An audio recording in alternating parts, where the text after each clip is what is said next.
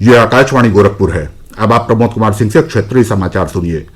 Corona संक्रमण में बढ़ोतरी जारी है। सभी श्रोताओं से अपील है कि लापरवाही न बरतें, सभी एहतियाती उपायों का पालन करें और 44 वर्ष से अधिक उम्र के जिन लोगों ने कोविड का पहला टीका लगवा लिया है, सही समय पर दूसरा टीका लगवाएं।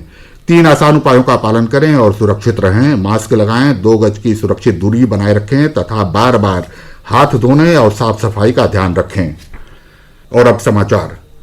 मुख्यमंत्री योगी आदित्यनाथ ने आज इटावा और कानपुर नगर का दौरा कर इन जनपदों में कोविड के उपचार की व्यवस्थाओं का जायजा लिया। इटावा के सफाई में प्रेस प्रतिनिधियों को संबोधित करते हुए मुख्यमंत्री ने कहा कि प्रदेश में कोरोना संक्रमण के मामलों में तेजी से गिरावट आ रही है। उन्होंने इसका श्रेय बड़ी संख्या में राज्य में की गई कोविड नमूनों की जांच को दिया। मुख्यमंत्री ने कहा कि प्रदेश में अब तक देश भर में सर्वाधिक 4 करोड़ 65 लाख से अधिक नमूनों की जांच की गई है। श्री योगी ने कहा कि राज्य में कोविड से स्वस्थ होने की दर बढ़कर 93% से अधिक हो गई है। उन्होंने कहा कि पिछले 21 दिनों में राज्य में कोरोना के सक्रिय मामलों में 2,16,000 से ज्यादा की कमी आई है। प्रदेश सरकार ने म्यूकरमाइकोसिस यानी ब्लैक फंगस के बढ़ते संक्रमण को देखते हुए इसे महामारी घोषित कर दिया है। मुख्यमंत्री योगी आदित्यनाथ ने कल एक समीक्षा बैठक के बाद कहा कि केंद्र सरकार के आदेश के अनुपालन में महामारी अधिनियम 1897 के तहत ब्लैक फंगस को कोविड की तरह महामारी घोषित किया जाना चाहिए। राज्य में अब तक ब्लैक फंगस संक्रमण के 150 से ज्यादा रोगी सामने आ चुके हैं। मुख्यमंत्री ने कहा कि इसके उपचार की सभी दवाएं सभी जिलों में उपलब्ध होनी चाहिए। उन्होंने अधिकारियों से यह सुनिश्चित करने को कहा कि इसके उपचार की दवाओं की कालाबाजारी या जमाखोरी न हो। केंद्रीय स्वास्थ्य और परिवार कल्याण मंत्रालय ने ब्लैक फंगस के बढ़ते संक्रमण को देखते हुए सभी राज्यों और केंद्र शासित प्रदेशों को इसकी रोकथाम की तैयारियों की समीक्षा करने को कहा है। मंत्रालय ने सभी राज्यों और केंद्र शासित प्रदेशों के मुख्य सचिवों और प्रशासकों को लिखे पत्र में कोविड अस्पतालों और अन्य स्वास्थ्य देखभाल केंद्रों में ब्लैक फंगस को फैलने से रोकने के उपाय करने को कहा है। इस बीच केंद्रीय रसायन और उर्वरक मंत्री डीवी सदानंद गौड़ा ने कहा कि विभिन्न राज्यों में ब्लैक फंगस की बढ़ती संख्या के विस्तृत समीक्षा के बाद सभी राज्यों और केंद्र शासित प्रदेशों में आज 23,680 अतिरिक्त एम्फोटेरिसिन बी की वायल्स भेजी गई है। श्री गौड़ा ने ट्वीट में कहा कि यह आवंटन रोगियों की संख्या को देखकर किया गया है। देश भर में लगभग 8,08,48 मरीज इस बीमारी से पीड़ित हैं।